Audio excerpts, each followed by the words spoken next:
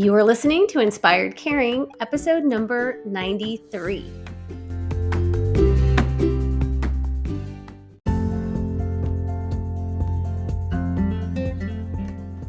Hello, welcome to Inspired Caring. I'm your host, Michelle Magner. If you are caring for an older family member, this is the podcast for you. Each week, I bring insight, tips, inspiration, and strategies to help you care for the people that you love without losing yourself along the way. Having cared for both of my grandmothers, I've helped manage everything from hospital stays, households full of belongings, to navigating senior living and end-of-life care. And I've worked in senior living as a result of that experience, serving my residents and their families as they've been on this journey too. Thank you for joining me today, and I hope you enjoy this episode of Inspired Caring.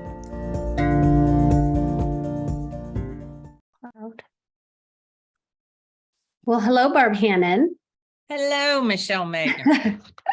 I am so glad that you're here today, and we are going to talk about Gallup Strengths. Is it Strengths or Strength Finders? Well, it was formerly called Strength Finder, and a lot of people still use that because that's what it was. They have changed it to Clifton Strengths. Okay, now. Clifton Strengths. But they were all developed under Gallup or within the Gallup organization. Yeah. Okay. Yeah. So I did my assessment, I would say 6 years ago, and completely identified with my top 5 strengths. And then over time, I've had family members do it, which I think has actually really helped us as a family unit. And how I want to talk about this today is what they are, different benefits of taking the assessment, and then really integrating in, I believe, how this is something that can help people as they're on that caregiving journey, because we get so frustrated and feel like we're beating our heads against a wall with certain family members. And yes. I talk a lot about values being really important. And I just think this is a super tool for people to understand at least how they are wired, even if you can't get your family to do it too. Right. But, What I have learned with the clients that I have that have taken it, they've used that within the family. So oftentimes I think people think this is done for people in a business office. You know, it's for teams within an organization. yeah. Your team can be your family. And I know some families that all the kids have taken it, both parents have taken it, they've had coaching around it, and they just said our lives are so much better because they understand where the other person is coming from. Yeah. I mean, the strengths are actually based on how you naturally think, feel, and behave. It's not necessarily a personality test. They have over 50 years of research behind this at Gallup to do this. And they break it down into 34 themes. So you may possess a variety of talents that fall within those themes. Mm-hmm. And in Gallup's language, you'll hear it called strengths, like we call it the Clifton Strengths. Those are when you take your talents, use those, and use them every day and do them to the absolute best of your ability. That's kind of a roundabout way of That's so good. And saying it. The themes fall under different categories, or how does that work? Because like some are relationships, some are. Right. There are different themes, and I like to actually refer to those as sometimes like your leadership style. Like, where do most of yours fall? Say, for example, I've got your top 5 in front of me, and there's a relationship building theme. Mm-hmm. Maybe your themes that rate at the highest within the 34, those that through the assessment, they will put them in an order per se to where those show up most often. Okay. We have all the themes within ourselves, but we may not use them as often as we would. So you may see some down in the 20 through 28. You still have it. You just don't use it as often. So people go, oh gosh, that's number 32 for me. Okay, it's okay. We still have them. You just don't use that. That's just not your natural way of thinking or behaving.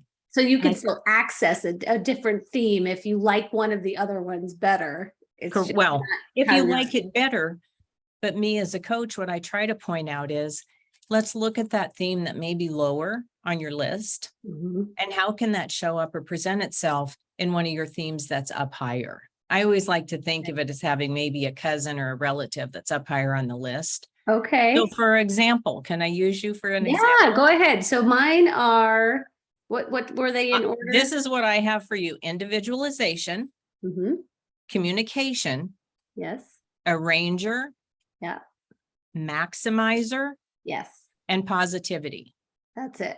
So the two that I would like, because of your background and what you do, if we look at individualization, I will give you the Gallup language behind that. Just a little short 2 sentence. Okay. This is what Gallup says.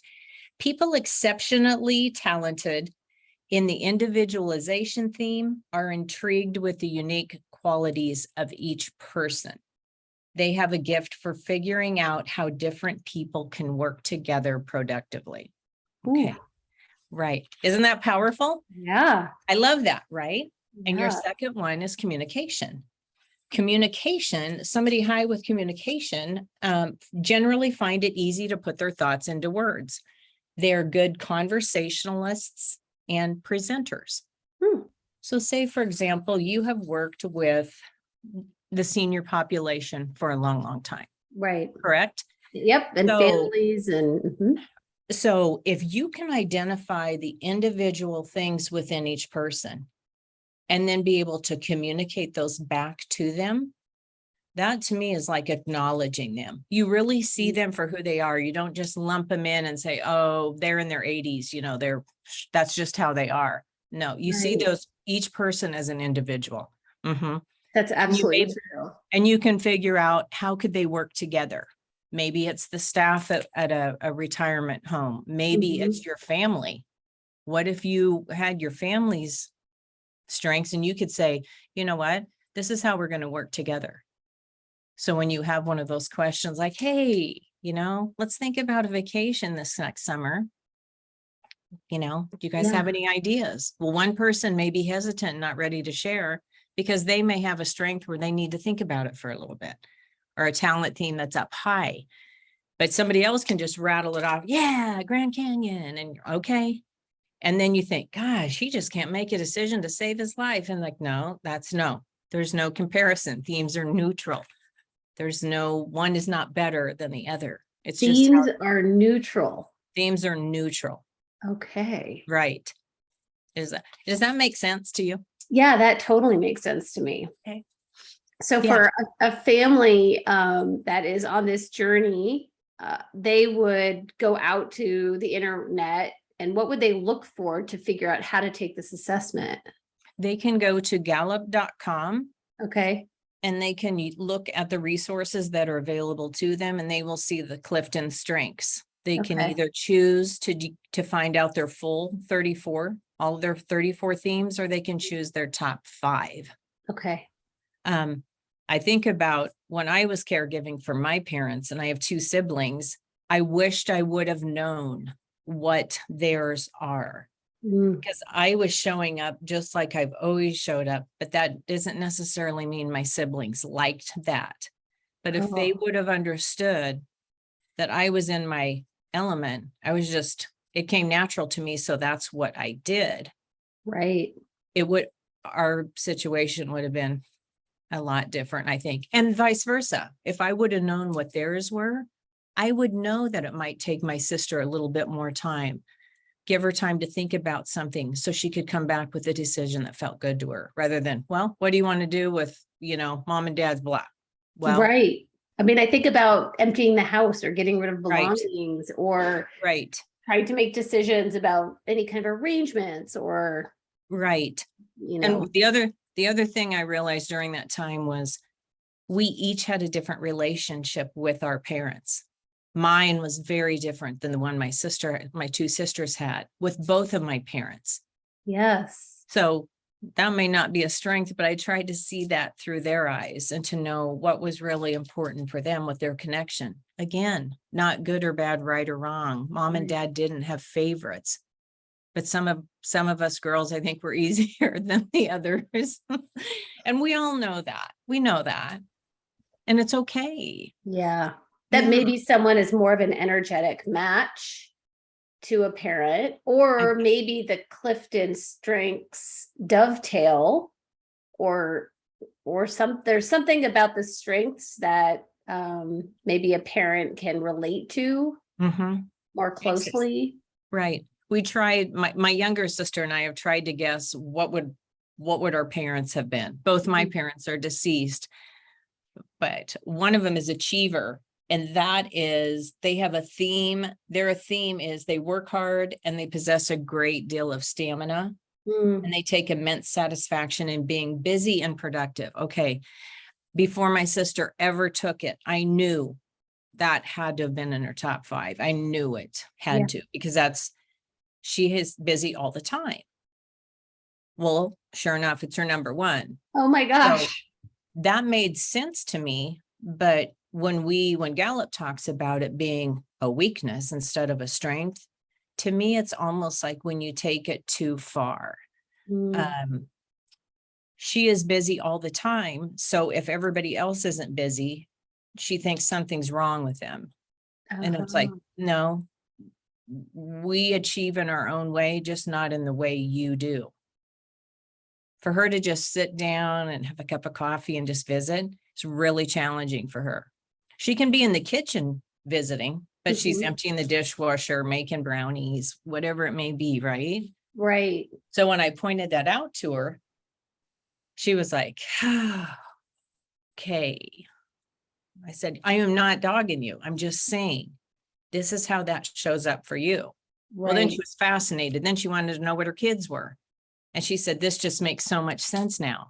Right. And I said, yeah, I wished I would have known what ours were growing up, but it's not too late. It's not too late. Well, and you have, like, I'm a busy bee.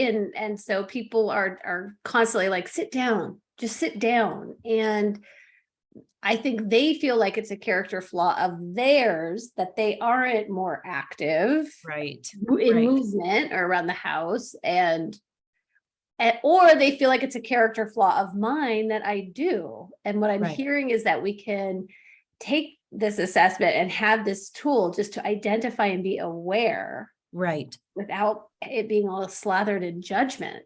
Right. And we all need each other. So to me, the more I understood how my sister thinks, behaves, and feels naturally, the better I am able to know that, you know what, I know she's not going to be able to do X, Y, Z. And I shouldn't say, I don't like the word not, and I don't like the word should. So let me rephrase that. I know where her strengths lie. So I knew what I could delegate to her, because you have a ranger and I also do in my top 5. We can take a gigantic list of things and put it in the most effective and efficient order. But and it totally makes sense. We're flexible. If something else comes into we're just going to slip it in right here. Well, that doesn't come natural to her. So I explained it. I said, here's what we need to do with the house. Like after my dad died, I just started the list of what made the most sense. Like stop the newspaper. We don't need to be paying for a newspaper if there's nobody there to read it. Right. Right. So it was so easy for me. And they were like, well, how do you know that? Well, but I knew I could rely on her, like with her achiever. I knew she would get stuff done. If I told her, I said, here are some things that we need to take care of. She said, okay, I will do this, this, and this. And she did it. There was no stopping her and no questioning her, and she did it.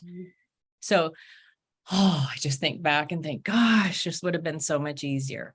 Yeah. But we need each other. And the more we understand how unique we all are, the likelihood, I think Gallup's number is 1 in 33 million that any of us would ever have the same theme order.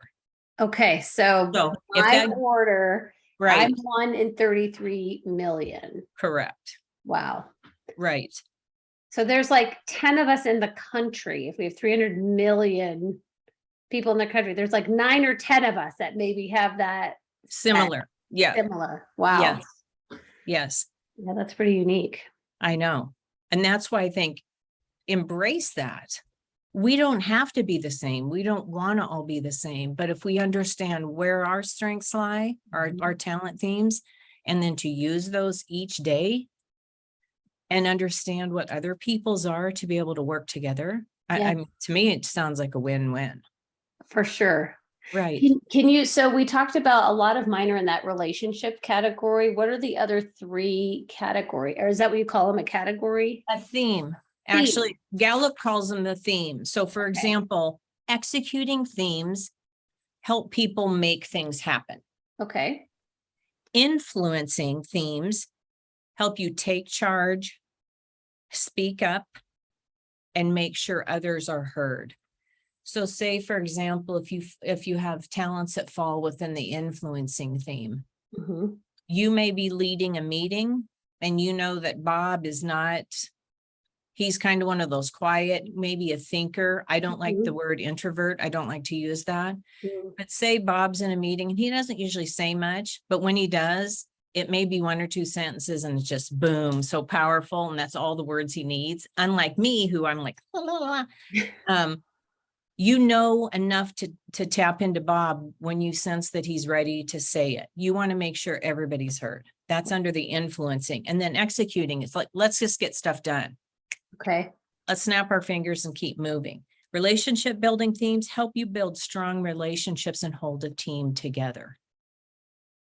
Strategic thinking is the 4th one. That is identified as they help you absorb and analyze information that informs better decisions. So one of the themes is analytical.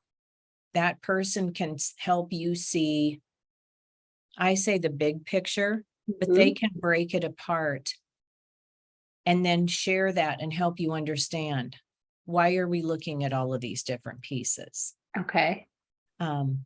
Sometimes we, instead of saying themes, we like to say, what's your leadership style? What comes easiest to you? That's usually more easier on the ear. Most people go, oh yeah, okay. I have a lot of relationship building themes in my top 10. That doesn't mean if you don't have a lot of them, doesn't mean you don't know how.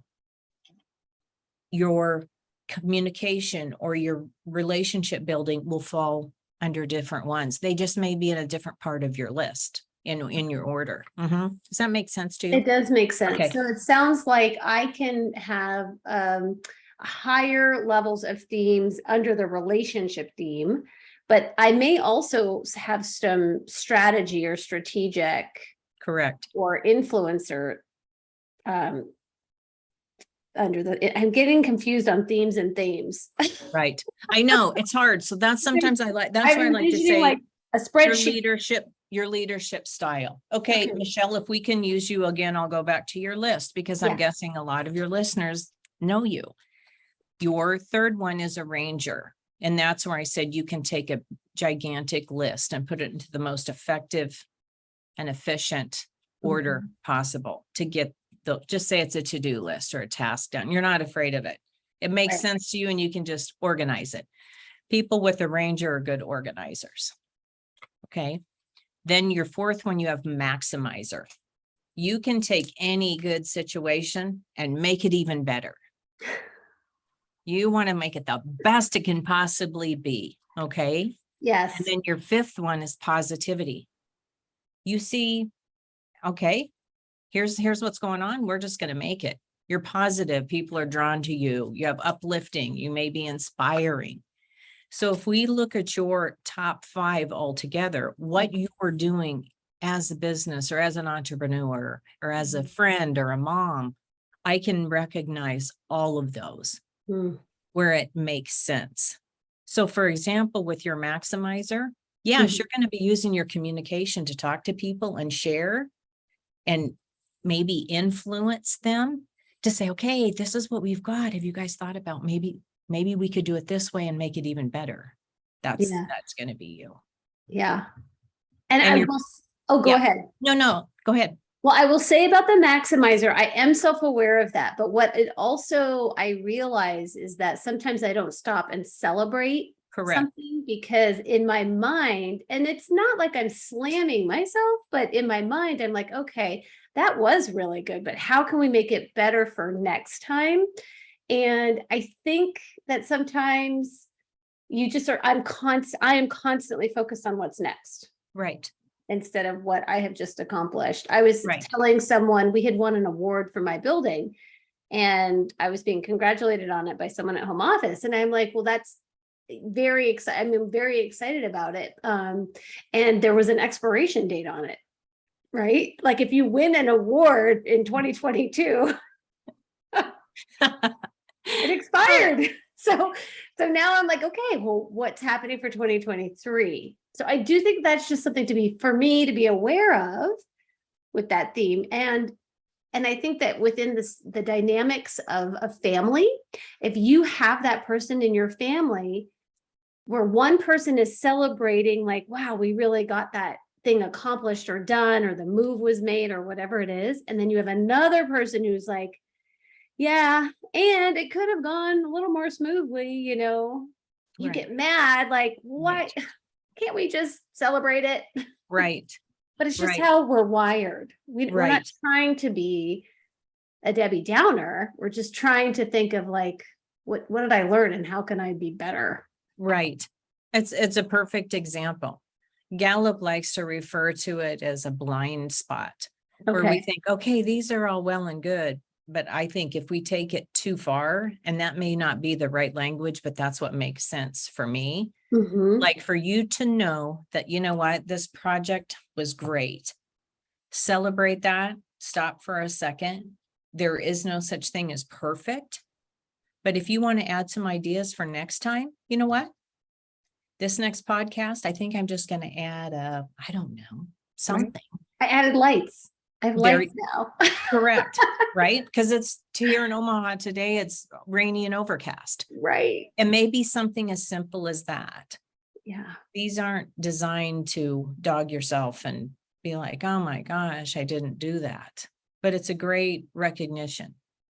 Yeah. I have communication at number one, so I find it easy to put my thoughts into words. Mm. I can take that too far by monopolizing a conversation. That's not good. Which you're not doing right now. It's good. We're in a good space. We're good. But I'm aware of it. And when I do it, then I'm like, oof, stop talking. Stop talking. Yeah. Yeah. This is so interesting because to tie it to, because I have a ranger, right? So to tie it to a book that I just read, Standing Ovation Presentations, Finding Your Actor Type. One of my actor types, specifically, it says you have a tendency to go on and on instead of just getting to the point. And that maybe is tied to the communication. Could be. Strengths. Could be. Yeah. Or if you're maximizer, maybe you're verbalizing things externally. I'm an external, I say it, external processor is what I am. If I say it out loud and hear myself, then it makes sense. Some people do that internally. Yeah. But have you ever had anybody say to you, you can just go anywhere and just talk to anybody? Yes. Okay. I've had that said to me a gazillion times. And sometimes hasn't been a posive. Like, why do you have to talk to them when you go someplace? Oh, yes, like to the grocery store. Can't we just check out instead of you making friends with everybody? Right. But they got something to tell me.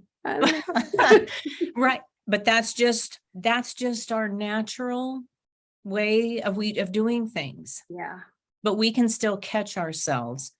You and I think we can pick up pretty quickly if they're not chatty Kathy, or talkative Tom. We're going to know to stop it. Right. And just do the typical, hi. Yeah.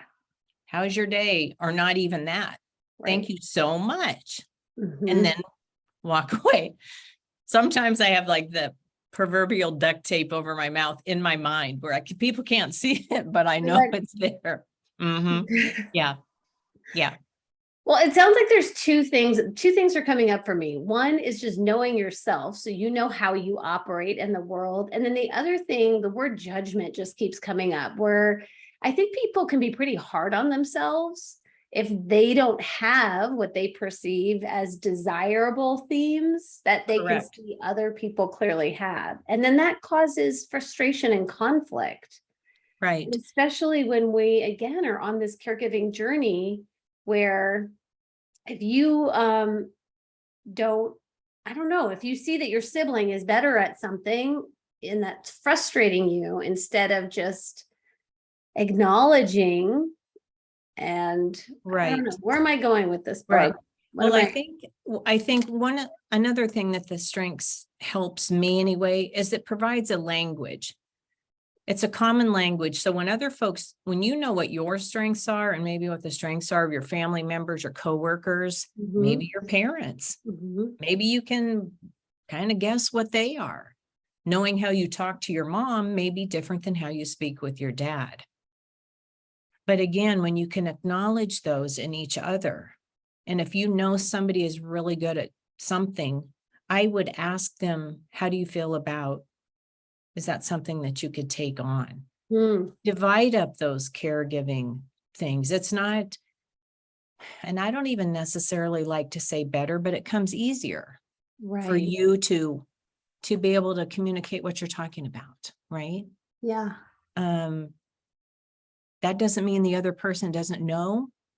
For example, when we sold my parents' house, my sisters, both of my sisters were there, and I'm the middle child. So if you ever do anything on middle child birth order, I'm that.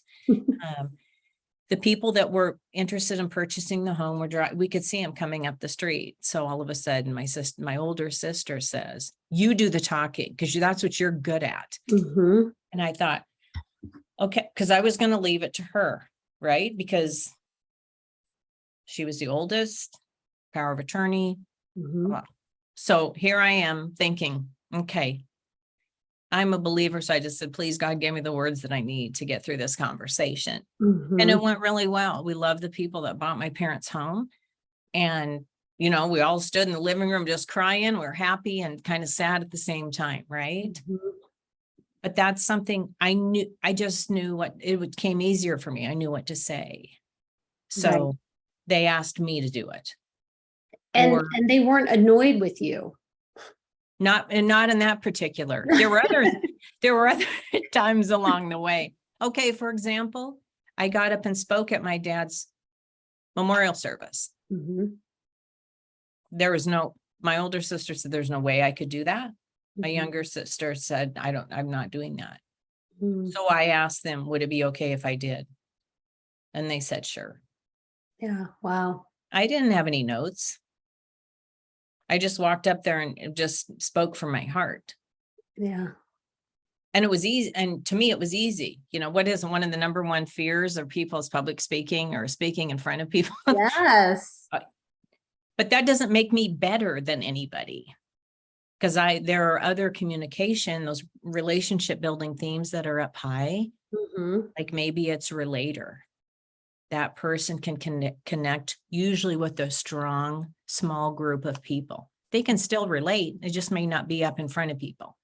They may be great one-on-one or in small groups. So it doesn't mean they're not a communicator. They still communicate. It's just different.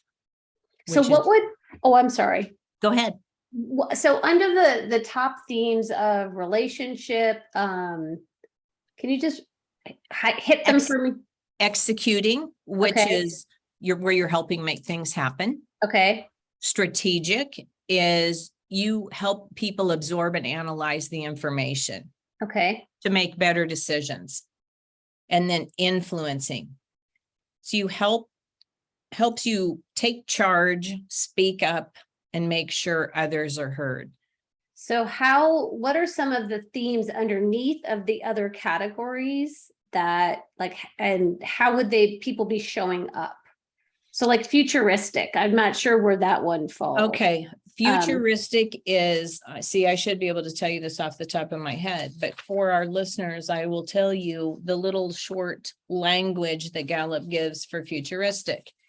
People that have that theme high are inspired by the future and what could be. Okay. They energize others with their visions of the future. So for me, that's probably why I had to look. Futuristic is very low on my list. Like I'm not sure what I'm doing half an hour from now, right? So, but that doesn't mean that I can't think about the future, but that's not natural to me. Right. So if you're in a meeting and saying you're developing a new product, somebody within the group may have that futuristic up high on their list, and you want to listen to them for their ideas. They may be able to say, you know what, based on our target market, I know this is going to work and here's why. And they can rattle off a bunch of things. And I'm like, oh, I never even thought of that. Right. So you want people like that. So maybe back to your situation, if it's a caregiver, what does the future look like? Are they moving mom or dad or grandma or grandpa, their loved one, to a facility? What would that look like? What do they offer there? And if they need to move to another level of care, what does that look like? They may be able to see that and share that to help everybody else make sense of it. That we're, oh my gosh, all we know is mom and dad are moving out of their house of 45 years and into an assisted living. Okay, maybe that's all they can think about. But there may be that one sibling or family member that says, you know what, this is what I see. Because they may have strategic or futuristic high up on their list. And they may have futuristic high up on their list and see that, but then maybe they have execution type skills lower. So they may not be able to actually get in the trenches and do the work on something. Right. But that may be some other family member that can get in the trenches and do that type of work. Right. That person maybe have achiever up high and say, okay, I will call that lady that we've already talked to, and I'm going to find out what are the next steps in the process. Okay. Do you see how that may think, okay, totally. Now we're working together as a team instead of a bunch of family members fighting amongst ourselves, because it's anytime change, right? My coaching is around transition. We are in transition to me all the time, but that's what I call a big life one. Yeah. When you move from your home of 50 years to a different place. That's a huge transition for everybody. Yeah. So for me and my work, I do encourage clients to go ahead and take this assessment, and I just focus on the top 5 with people so that they can have a better understanding of how they work. Right. And operate, and then weave in some other things. But so now if someone wants to work with you, like they're having a huge transition in their life and they're like, you know what, I really connect with Barb. What she's saying is exciting me and I want to work with Barb. What would they do, or how do they do that? Or what kinds of transitions are you helping people with? What I've done most recently with my work is people in career transition. Say, for example, they were let go from their workplace of 25 years, where they thought, we're going to retire from here. We're going to get the gold watch and that's how it's going to be. Well, no, they didn't get that. So they had attached their identity, some of them, to their job title. So when you go from being a project manager to not being one, right, they really had a hard time of describing themselves. So I would say, how would you feel about taking this assessment to see how you naturally think, behave, and feel about things? Because so oftentimes some of them might say, I'm really good at math. Well, people, oh, well, then you should work with numbers and work in a bank. Well, no, not necessarily. So as a coach with people in career transition, we would write their resume together. And during that time, not only would they do their top, I usually had them do their full 34, but if we were working with their top 5, when we write their accomplishment statements and the work they've done, but then up in their summary statement at the top of their resume that tells about what their where their work experience lies. And then those next 3 or 4 sentences, how they work. And this Gallup language, the more they understand how they work, the better able they're to articulate that within a conversation. They know what they're going to bring to their next employer. But then when they understand their strengths, they know what they also need in that new job. Right. I mean, as much as I like to talk, Can you imagine me working in a place by myself where I didn't have access to talk to anybody? I would be insane. Okay, so pause. Think about you, listener. If you work from home and you take this assessment and realize that you have communication in your top 5, that may be a light bulb for you. If Correct. you feel like I am just so lonely and isolated working from Right. home, this isn't working for me. Right. That's been my example. These Wow. last 3 years during the pandemic, I haven't been out a Mhm. lot. So Zoom has been my friend. Yeah. Phone, FaceTime. Once in a while, I may meet someone in person. But I realized, because I get my energy from other people. So if I'm not meeting with people or talking with somebody on a daily basis, I feel like I'm starving. And that is not a good situation. Some people, I mean, now with work being so different from how I came up, maybe it's a hybrid workplace. Maybe there's somebody that works from home. I mean, I have a friend, she can get more done in 3 hours in the morning with like her fuzzy slippers on than people can in a week. Yeah. But that's how her strengths play out. She's very good at that. Yeah, she can get on the Zoom call with her team at work, facilitate that meeting like a champ. Mhm. But she's better off to work alone at home and reach out when she needs to. So she knows hers, and it has made all the difference in her work.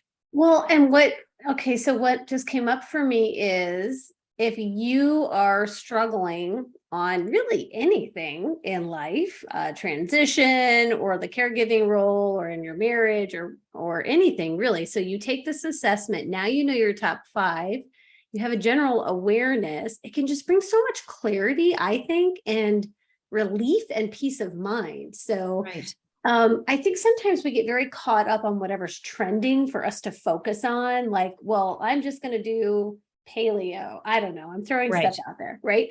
But Right. maybe instead, if we had this tool, then you can see what are the areas that you're the strongest at and how can you enhance those and use those, Right. as opposed to, and I love trying things. I think it is good to just try stuff on, with your habits and lifestyle and Right.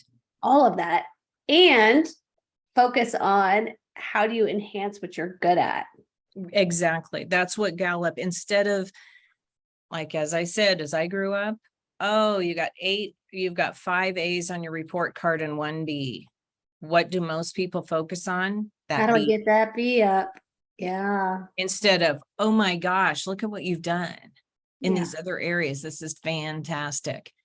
That's what Gallup, we want you to focus on. Why not work and have it be natural to you? Work, play in your family, with your family. And again, it goes back, you used the word earlier, judging. There's Yeah. no judging.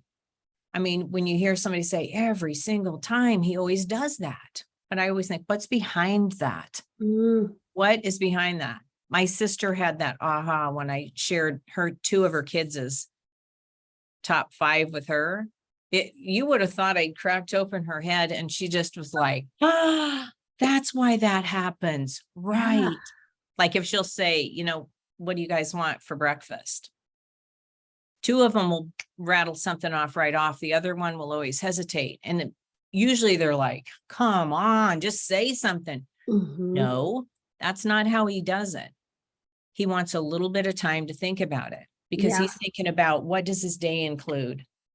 So now she knows that she'll say, hey, this weekend, we're going to go to church or whatever it is, some event. Let's have a big breakfast before you guys think about what you want and then let me know in a couple of days. He's so much better when it's like that. Yes. So it could be something simple. So here we're like blaming teenage boys, these character flaws, like they don't, and Right. I need to go back and look at my son's Gallup strengths too. And maybe it's not an age thing or a gender thing. Maybe it's just a how you're wired thing. Right. And I mean, I think back to when I was a young person, I have communication as number 1. I've got a ranger as number 2. I think about all the stuff I did growing up and how, say, I go to summer camp when I was in junior high and we were putting on a play, which I love to act, right? Because again, I was up on that stage, I was in front of people, and I just had everybody organized. And I'm sure the lady that was running that part of the camp thought, who is this girl? And I just, when you don't even, you don't even know what you're doing until how many years later when somebody reminds you and you're like, oh, hey. Yeah. I taught swimming lessons. I loved to teach and share. I was the majorette in our band in high school, like as a leader. I mean, it's just nothing surprised me. Or if I was in a group in college, right, I would usually be the one where I could kind of get a feel for the group and then I would say something. Yeah. So it doesn't surprise. These are innate. I believe we're born with them. And if we recognize what they are and use those rather than, oh, I've got whatever at number 30. Sometimes I use the cooking analogy. Say, for example, your 34 themes are your spice cabinet. And what do you use the most of? Like your top 5, maybe it's salt, pepper, garlic powder, paprika, and something else, right? Right. But, oh, Thanksgiving is coming. I need that pumpkin pie spice. Well, that may be number 17. You still have it. You just don't use it as often. Does that make sense? That totally makes sense. That's so powerful. Right. Or if you carry say the kids have a backpack, right? Yeah. What's in that backpack? What do they use all the time? Phone, keys, laptop, something, something, something. Right. Oh, well, maybe they need, an eraser. Maybe they need an eraser. Okay. An eraser. Maybe they need a calculator. Okay. That might be on their phone, right? Yeah. But they don't use it very often, but they know they have it. Right. Doesn't make it wrong or something's wrong with you. It's just you don't use it as often. Yes. Does that make sense? It totally does. I think this is so powerful. And I think that this is going to help a lot of families as they are trying to figure things out because emotions are running high. Yes. Decisions, depending on where you are along this, this phases, and you personally do know. I do know. That I just think this is something that can be really valuable for people as they're at all the phases of the process. Yeah. Well, and it's already challenging enough, right? Because it can be so hurtful when you see your parents changing or whoever your loved one is, whatever their age. Yeah. I just think, gosh, it doesn't have to be that hard. Because when I did it, it was really hard. And I wished I would have had a guide, like you to say, you know what, this is normal under the circumstances, or this is what you can maybe expect. It would have been easier, but I'm so thankful. I grew up in a very small town and my parents had a lot of friends. So I had that built-in support group with them. So I looked to them to see what they were good at, right? Like I knew one guy could always take my dad up to his doctor appointment if I couldn't. He was I could rely on him no matter what. So even though I may not have known what their actual, strengths or top talents were, I knew what they could do. Right. So maybe he had discipline in his top. Or responsibility. Or responsibility. Yep. Yes. I told Roger I was going to take him. So that's what I'm doing. Right. That was him every time. Yeah. Every time. So yeah. Yeah. Well, I love this. So you work with people who are in transition. So if someone listening is finding that they are in transition of career or life, maybe they're exiting the workforce permanently to retirement, or they have transitioned with a health situation or whatever it is, I'd encourage you to reach out to Barb, and I'm going to put your contact information in the show notes so that people can quickly access that. Okay. And I'm sure you are happy to help. I'm happy to help. I just think so oftentimes when we're in one of those situations or we find ourselves, we may be saying, oh my gosh, what am I going to do? Right. Well, why don't we use what we're already good at to work through that particular area? we don't have to reinvent a wheel. Yeah. It's just because we haven't been here before doesn't mean we don't know what to do. So if I knew what I was really good at with that transition, then I think, okay, let's apply that. How would I apply that? I've had my friends take it, so I know what they're really good at. So it's almost like I know who to reach out to for what. And that can be really helpful too. That can for sure be really helpful. Yes. Well, Yes. thank you. Thank you for being here today. Oh, you're welcome. Thank you for having me. It's I fantastic. appreciate what you do and the work you're doing and your positivity attached to it. Yeah, we could go on and on with yours. I just want to bring all the resources to the people so that it just doesn't have to be this hard as you said. No. You can make it No. easier. And Yeah. especially if we just honor ourselves. What I found through my process, you have to take care of yourself first. You have to. And I know you've shared that with your clients. It's just invaluable because you can't take care of somebody if you don't feel good yourself. That's It's easier absolutely. said than done. But again, I relied on that small town and my parents' friends when I was there.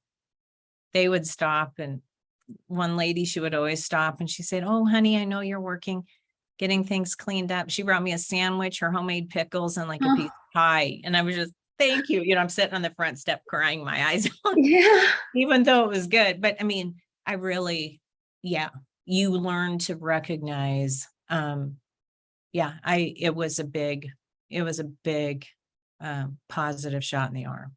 Yeah. I feel very grateful to been able to help my parents. Yeah.